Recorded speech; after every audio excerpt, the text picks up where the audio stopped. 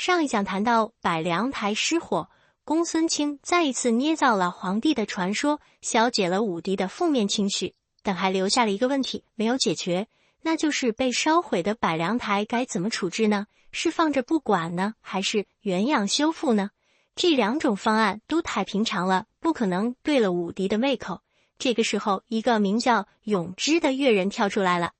当时的怪力乱神可以粗略分为两大流派，一是东方燕齐派，出海替武帝寻访神仙的，就是这一派；二是南方的楚乐派，搞巫蛊、拜鬼、扎小人的，就是这一派。这些年里，轮番忽悠武帝的主要是燕齐派，像什么文成将军尚翁、武力将军栾大，还有当下的打红人公孙卿。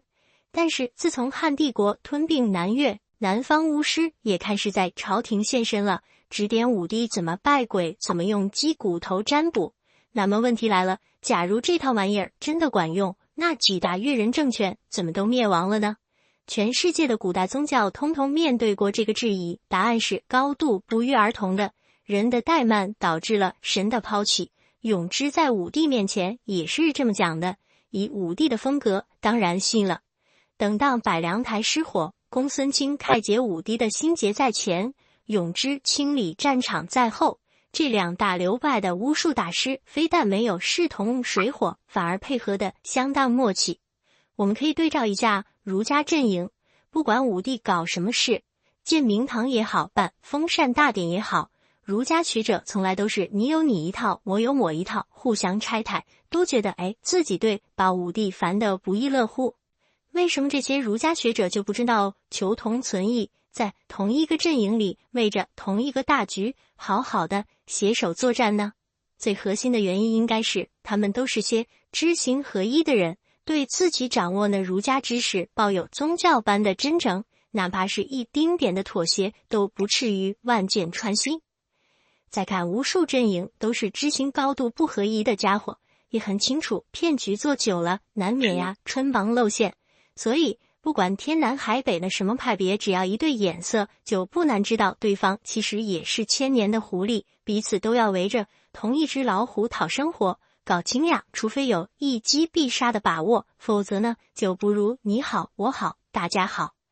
永之和公孙卿一样，完全摸清了武帝的性情，所以提出的损尾方案特别对路。永之讲述越人有一种风俗，失火之后重新盖起来的房子一定比原来的房子大，这样才能压住邪祟。别的话可能武帝都不在意，但只要大，那就千号万号。于是兴建建章宫，宫殿规模是千门万户，这是原话。盛唐诗人崔颢描写一名女子出入皇宫，观感是建章宫殿不知数，万户千门深且畅，出处就是在这里了。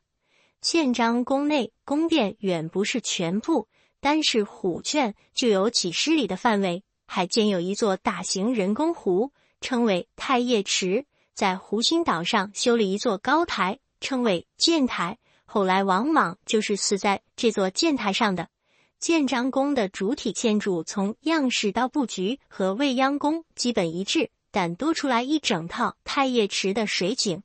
池中有微缩版的海上仙山，灵感是从秦始皇的蓝池宫来的。这套园林法式传承久远，今天我们看北京圆明园的福海、北海公园都是这个调调。即便只是太液池这个名称也被传承下去了。唐朝大明宫内的水景区也叫太液池。白居易在《长恨歌》里描写唐玄宗在饱经离乱之后返回长安，归来池院皆依旧，太液芙蓉未央柳。太液池里的荷花和未央宫内的垂柳还是当年的模样，睹物思人，芙蓉如面柳如眉，对此如何不泪垂？当即就生出了物是人非的唏嘘。很可能建章宫原本就有，但它只是上林苑的一角，规模很小，如今在永之的建议之下被大张旗鼓地扩建了出来。当初卫子夫刚刚入宫受宠的时候，卫青因为这层裙带关系到上林苑建章宫当差，如今建章宫迎来第二春，俨然成为汉洽头牌，卫青却已经作古了。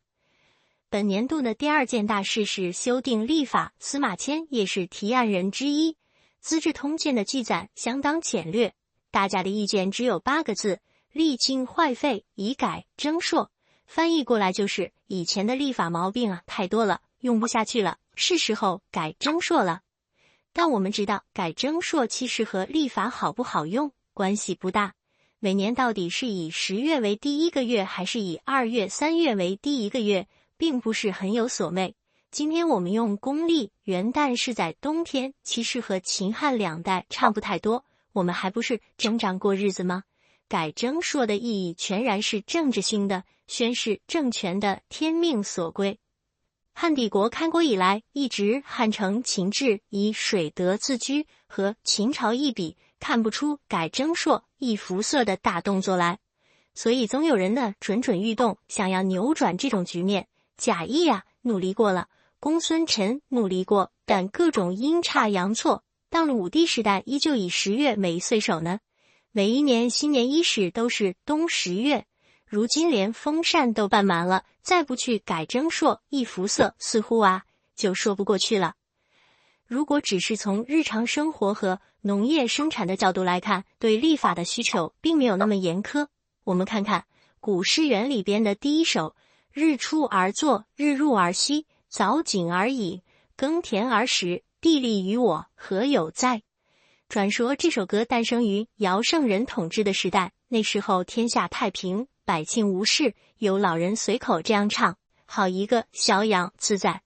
这虽然只是传说，但它到底说明了农耕生活可以多么简单，根本用不着精心的观测天象，推算历法。庄稼到底是早2天种还是晚2天种，只要观察一下身边的自然物候就足够了。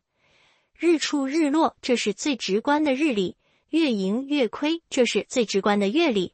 年历稍微难一些，如果只是观察春花秋叶，好像太粗略了，但只要在地面插一根棍子，每天测量日影的长度，也就足以确定冬至和夏至了。哪怕只是确定了冬至在哪天，一个回归年也就有基本轮廓了。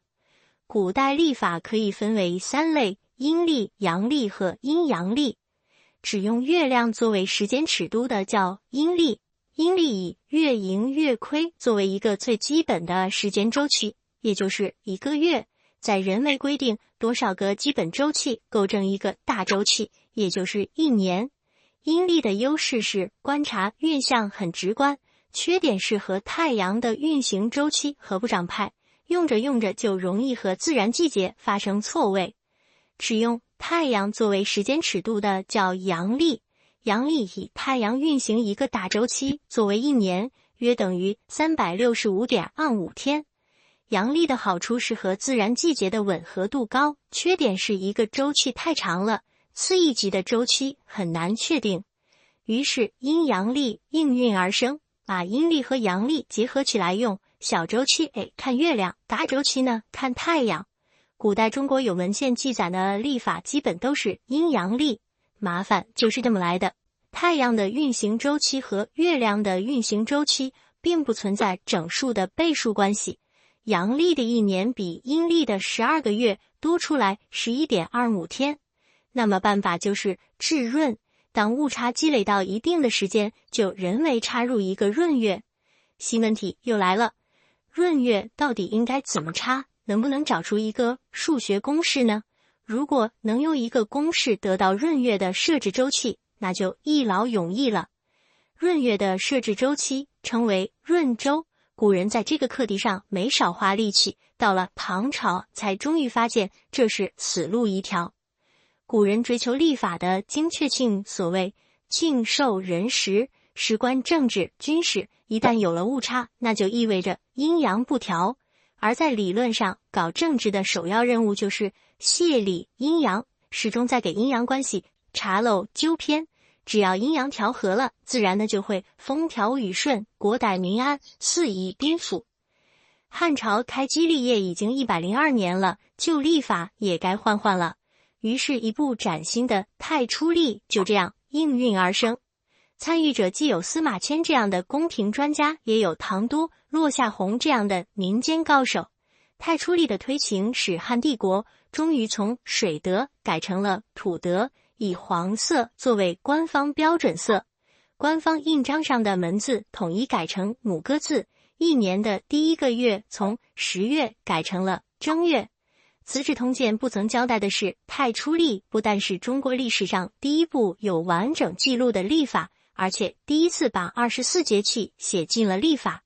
以正月为岁首，这是传说中夏朝的历法，得到过孔子的高度认可。所以这一次修改岁首，算是替孔子实现了一部分政治理想。而且从此以后，虽然历法还会屡经更迭，但以正月为岁首的这个规则就算是基本延续下来了。